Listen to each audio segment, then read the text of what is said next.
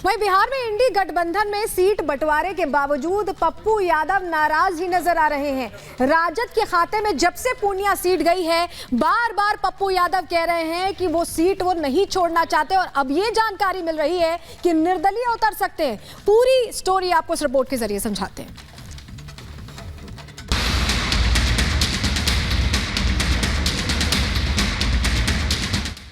Purnia seat से उम्मीदवारी नहीं मिलने के बावजूद कांग्रेस नेता पप्पू यादव इन दिनों बेहद मशरूफ हैं। उनका पूरा वक्त इन दिनों इसी कोशिशों में निकल रहा है कि किसी तरह आरजेडी अध्यक्ष लालू यादव मान जाए और उनके हाथ पूर्णिया सीट लग जाए। पूर्णिया लोकसभा सीट को लेकर पप्पू यादव इतने बेकरार हैं कि वो कभी आरजेडी प्रमुख से अनुरोध करते नजर आते हैं तो कभी धमकी देते हैं। बीते रोज भी कांग्रेस नेता पप्पू यादव ने कुछ ऐसा ही किया। उन्होंने सोशल मीडिया पर पोस्ट करते हुए लिखा, देश भर में फैले पूर्णिया लोकसभा क्षेत्र के साथ ही मेरे जन नामांकन में शामिल होना चाहते हैं। उनकी सुविधा के लिए पूर्णिया की महान जनता द्वारा प्रस्तावित नामांकन तिथि 2 अप्रैल की जगह अब 4 अप्रैल हो गया है। आप सब इसमें शामिल हो, आशीष दे। बिहार में इंडिया गठबंधन के बड़े भाई राजद के प्रमुख आदरणीय लालू जी से पुनः आग्रह है कि वो गठबंधन हित में पूर्णिया सीट पर पुनर्विचार करे, कांग्रेस के लिए छोड़ दे। इसमें कोई शक नहीं कि पप्पू यादव के राजनीतिक करियर के दिए को आरजेडी ने फूंक मारकर बुझाने की पुरजोर कोशिश की है, लेकिन पप्पू मानने वालों में से नहीं है। वो इंडी गठबंधन के नेताओं को मनाने के साथ साथ अपना बगावती तेवर भी दिखा रहे हैं। हालांकि उनकी मौजूदा हालत ऐसी है, ना खुदा मिला ना विसाले सनम, ना इधर के रहे ना उधर के हम। बावजूद इसके वो साम दाम दंड भेद की नीति अपना रहे हैं। आपको बता दें, बिहार में इंडी गठबंधन की 20 सीटों का बंटवारा हो चुका है और इस बार बिहार में सबसे ज्यादा सीटों पर लालू यादव की पार्टी यानी आरजेडी चुनाव लड़ने जा रही है, जबकि कांग्रेस के हिस्से में 9 सीटें आई हैं। आंकड़ों के हिसाब से देखें तो आरजेडी को 26 सीट, कांग्रेस को 9 सीट, सीपीआई-एमएल को 3 सीट, सीपीआई को 1 सीट, सीपीएम को 1 सीट पर लड़ाया जा रहा है। आंकड़ों की इसी बाजीगरी में पप्पू यादव फंस गए। उन्होंने पूर्णिया से कांग्रेस के टिकट पर चुनाव लड़ने के इरादे के साथ अपनी पार्टी का विलय तो कांग्रेस में कर दिया, लेकिन पूर्णिया सीट को लेकर जो ख्याली पुलाव उन्होंने दिल में पाला था, आरजेडी ने उनके ख्याली पुलाव पर रायता फैला दिया और जदयू छोड़कर आरजेडी में आई बीमा भारती को पूर्णिया सीट से टिकट दे दिया। और उस पर से मुसीबत ये भी कि बिहार में कांग्रेस इस हैसियत में भी नहीं कि वो आरजेडी के साथ पूर्णिया सीट पर बार्गेनिंग कर सके। शायद इसका एहसास पप्पू को भी है, इसीलिए पप्पू यादव कभी बगावती तेवर दिखा रहे हैं तो कभी लालू को मनाने के लिए पलक पावड़े बिछा रहे हैं। हम अपने नेतृत्व से पहले ही हमने सारी बात बता दी है और मैं आज भी कह रहा हूँ, दुनिया छोड़ देंगे, पूर्णिया ना छोड़े। न तड़पने की इजाजत है, न फरियाद की है। घुट के मर जाएं यही मर्जी मेरे सयाद यानी शिकारी की है। पूर्णिया सीट को लेकर आसक्त हो चुके पप्पू यादव की हालत इन दिनों यही है और विडंबना यह है कि इस हालत के सबसे बड़े जिम्मेदार खुद पप्पू यादव ही हैं। बहरहाल पप्पू यादव पूर्णिया सीट से निर्दलीय चुनाव लड़ने का इशारा कर चुके हैं। देखना यह है कि पप्पू वहां कमाल करते हैं या अपनी चाल से इंडी की चाल बिगाड़ते हैं। Bureau report, Republic Bharat. और इस वक्त की एक सबसे बड़ी खबर आपको बताते हैं, जहां ज्ञान वापी मामले में तहखाने में ब्यास जी की पूजा पर रोक लगाने से सुप्रीम कोर्ट ने दरअसल इनकार कर दिया है और ऐसी याचिकाएं पहले हाई कोर्ट में भी डाली गई थी। इलाहाबाद हाई कोर्ट की तरफ से भी इनकार किया गया था और अब सुप्रीम कोर्ट ने भी रोक लगाने से इनकार कर दिया है, यानी कि ज्ञान वापी के व्यास जी तहखाने में पूजा जारी रहेगी। मुस्लिम पक्ष की रोक की जो मांग थी उसे खारिज कर दिया गया है कोर्ट के द्वारा और अब यहाँ पर पूजा होती रहेगी, ये बताया जा रहा है। और हमारे साथ हमारी सहयोगी सुजाता जुड़ रही है। सुजाता, क्या कुछ कहा है कोर्ट ने, जरा विस्तार से दर्शकों को बताएं। सलोनी और मीनाक्षी, बता दें आपको कि सुप्रीम कोर्ट ने यथास्थिति बनाए रखने का आदेश दिया है। मुस्लिम पक्ष ने जो मांग की थी कि जो इलाहाबाद हाईकोर्ट का फैसला है उस पर रोक लगा दी जाए और पूजा को बंद कराया जाए, तो सुप्रीम कोर्ट ने ऐसा करने से इनकार कर दिया है। हालांकि हिंदू पक्ष को नोटिस जरूर जारी किया गया है उनका जवाब लेने के लिए।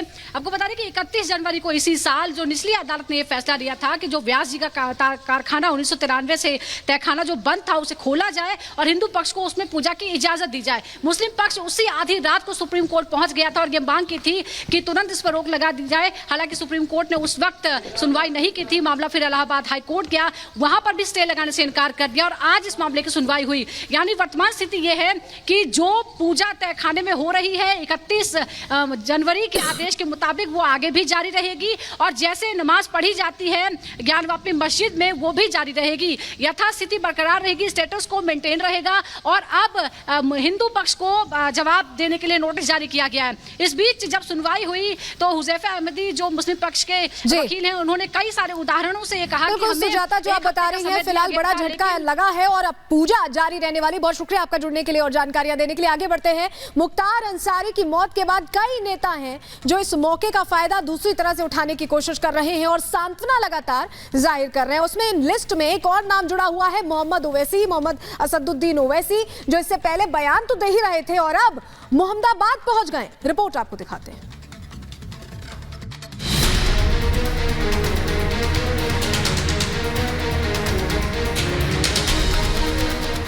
माफिया मुख्तार से ओवैसी की हमदर्दी। सियासत ने डाला गुनाहों पर पर्दा, सत्ता का सवाल, मौत पर बवाल।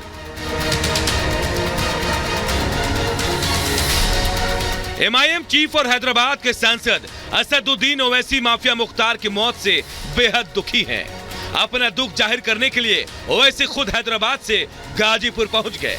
मुख्तार के मोहम्मदाबाद स्थित घर पर पहुंचकर ओवैसी ने मुख्तार के परिवार से मुलाकात की। ओवैसी ने न केवल अपना दुख जताया बल्कि सोशल मीडिया पर मुख्तार के समर्थकों को समर्थन देने का ऐलान भी कर दिया। ओवैसी ने इशारों में फिर माफिया की मौत पर सवाल खड़े किए। ओवैसी ने सोशल मीडिया पर लिखा कि मुख्तार अंसारी के घर गाजीपुर जाकर उनके खानदान को पुरसा दिया। इस मुश्किल वक्त में हम उनके खानदान, समर्थक और चाहने वालों के साथ खड़े हैं। इंशाअल्लाह इन अंधेरों का जिगर चीर कर नूर आएगा। तुम हो फिरौन तो मूसा भी जरूर आएगा। आपको बता दें कि ये वही ओवैसी हैं जो दिन रात गरीबों, मजलूमों को इंसाफ दिलाने की बात करते हैं, लेकिन हकीकत क्या है ये तस्वीरें इसका सबूत है।